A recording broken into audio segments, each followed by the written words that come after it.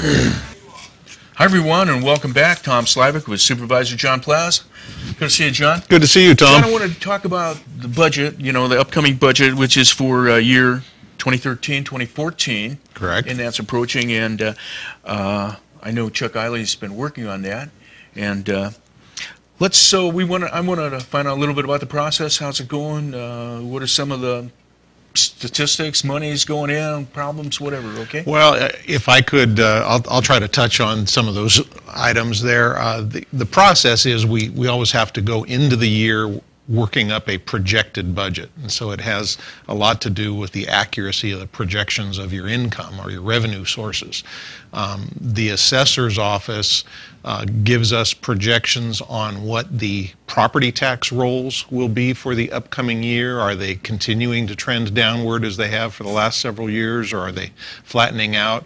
The auditor's office gives us projections on our sales tax revenues, and we use those two projections to estimate our total revenues for the upcoming year and then build our expenditures around those available revenues. Okay, now is Chuck Eiley basically the person that's doing everything right now?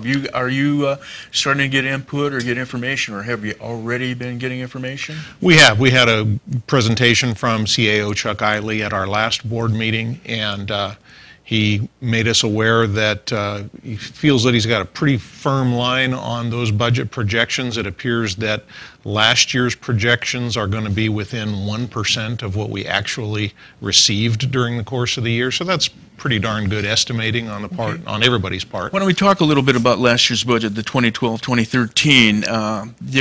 I know you have to go in. You have to balance the budget. You have to come up with a budget that's balanced. Is that right? Right. We are statutorily required under the state constitution to go into each year with a balanced budget. Okay. Unlike the state, or maybe like the state, I know our county usually seems to stay balanced. Mm-hmm. But can you go unbalanced? Is there any?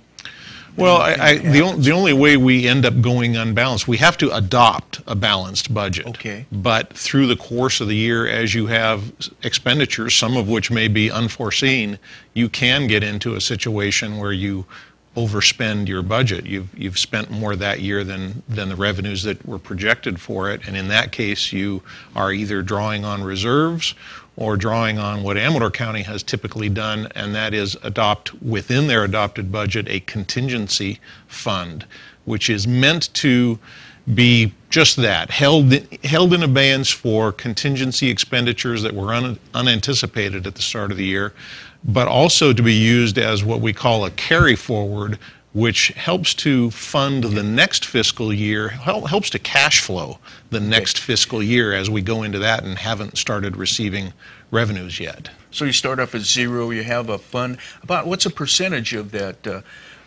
contingency fund? Traditionally, when I first came on the board, our contingency fund was about 3% of general revenues. So we usually had at least $1 million in a contingency fund.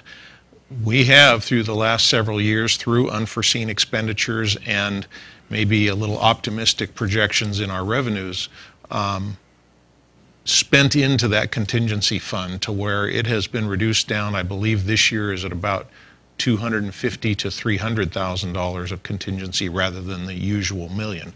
Now, we still have a healthy reserve in Amador County, about $7 million reserve, which is unheard of in a lot of counties. So. Okay, we're coming up to our break, so I think we'll take our break, and then when we come back, we'll continue on with talking about the upcoming budget here in Amador County. Stay with us. You're watching Amador County's local television network, TSPN. Hi, everyone, and welcome back. I'm Tom Slivick. We're talking with Supervisor John Plasse about the upcoming budget, and you're going to be talking on discussing the budget in the next board meeting, right? A little bit? Well, I don't believe that the budget is a topic in the next board meeting, but there's budget-related items on the agenda. But I believe you have elected officials that want to be talking at the budget on the agenda? What we've got from the elected officials, and it's kind of a group of all the elected officials of Amador County, excluding the supervisors. We're not part of that group because we have to set the salary levels, but they've requested that the supervisors conduct a salary survey similar positions in comparable counties to, I guess, just to get that information. Okay. Let me name who the elected officials here are. Most people know, but the sheriff coroner, treasury tax collector, and he's also, that's a combined role there, auditor, the clerk recorder, the assessor, and the district attorney. And I think they haven't had a raise since '08. Now, maybe they have cost of living allowances in that, but.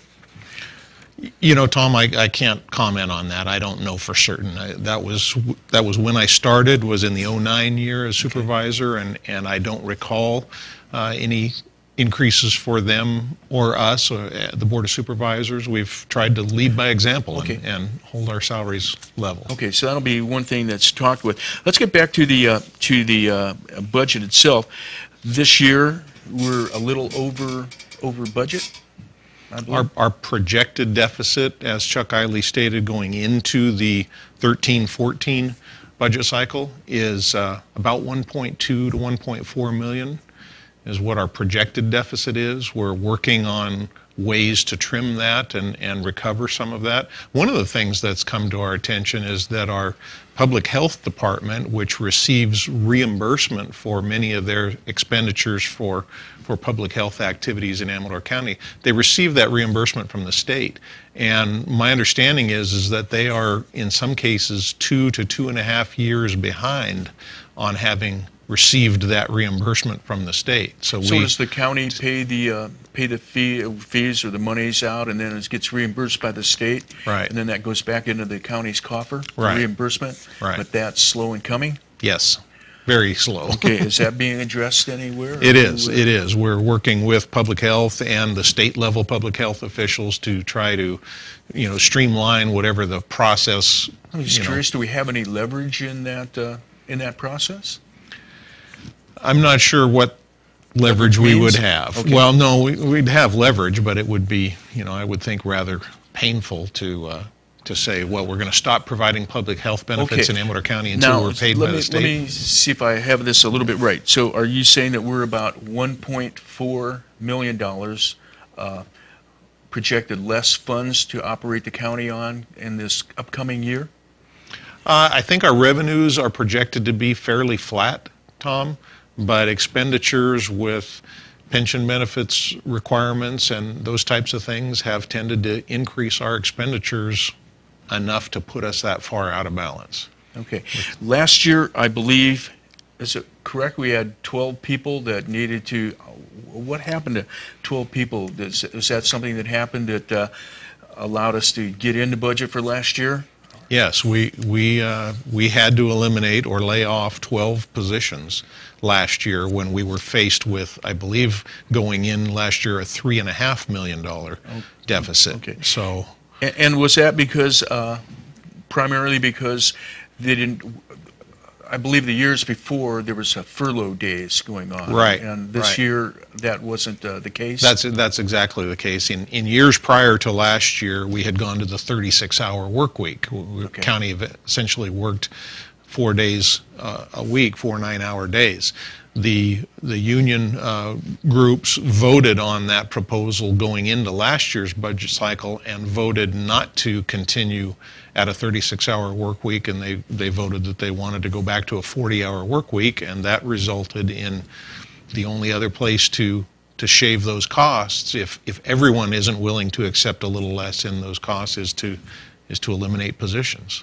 Okay, so basically we have, as in most organizations, it's staffing and the personnel that use the most monies, out of a budget. What are some of the other areas? Are there other areas? Do we have any duplication left in Amador County? It would seem it's fairly wrung out to me. Yeah, over the years that I've been on the board, and I'm not taking claim for it, but just I had the wonderful timing of coming in during this economic downturn. We have done everything as a board, as CAOs, the 2 CAOs that I've worked under.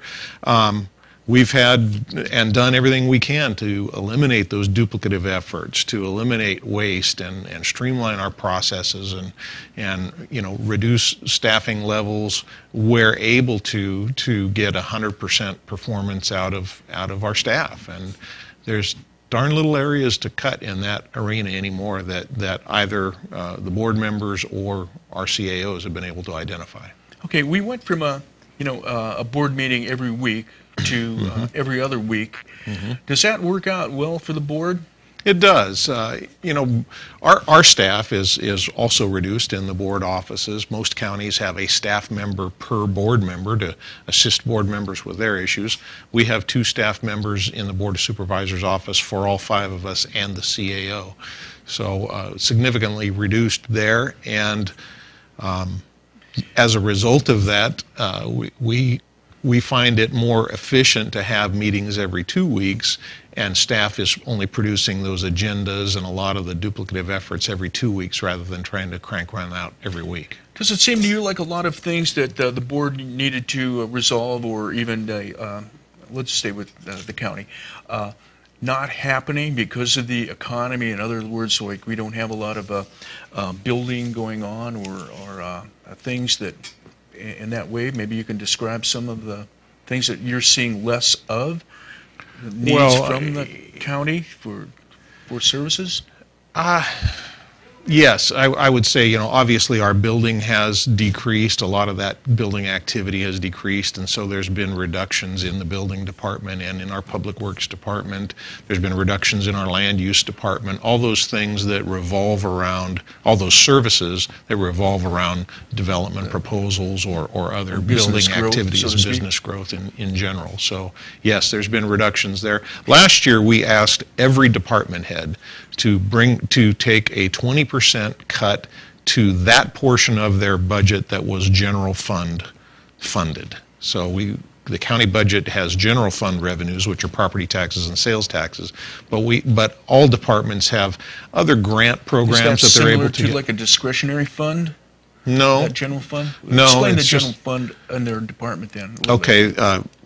Take, for instance, the district attorney's office. Okay. They have some of their revenue, a good portion of their revenue comes from the general fund, but they also get grants for workers' compensation fraud cases for them to be able to investigate those, and just a host of other different funding mechanisms that are grants and or state realignment monies that come into various departments to make up the total of the revenue to that department. Okay.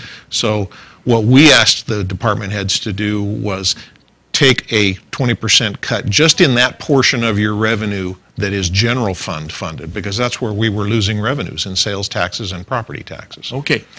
Thanks very much, John, for coming by and explaining some of this. I'm sure we could go on, but clear as mud, Tom.